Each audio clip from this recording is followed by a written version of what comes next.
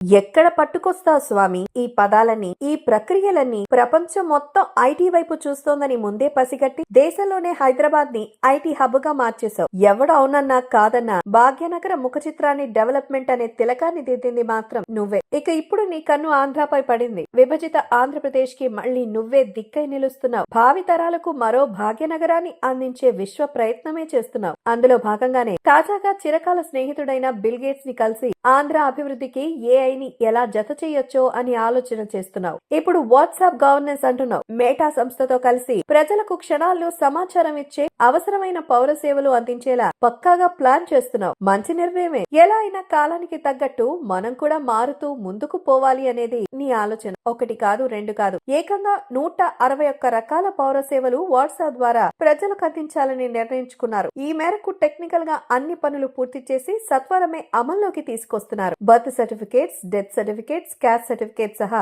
ఇప్పటికే రికార్డ్ లో ఉన్న ఏ డాక్యుమెంట్ అయినా వాట్సాప్ లో మెసేజ్ పెడితే వచ్చేసేలాగా ప్లాన్ చేయడం నిజంగా శుభ పరిణామమే. ఇక్కడ మనం అర్థం చేసుకోవాల్సిన విషయం ఏంటంటే, గత ప్రభుత్వం అవసరమైన పౌర సేవలు అందించేలా లెక్కలేనన్ని గ్రామ వార్డు సచివాలయాలు పెట్టి నానా హంగామా చేసి కోట్ల రూపాయలు తగలేస్తే, ఈ సర్కార్ మాత్రం సేవలన్నింటినీ వాట్సాప్ ద్వారా అందించి తక్కువ ఖర్చుతోనే అందరికీ గుడ్ గవర్నెన్స్ అందించే ప్రయత్నం చేయడం నిజంగా గర్వించదగిన విషయమే. శభాష్ నాయుడు, శభాష్.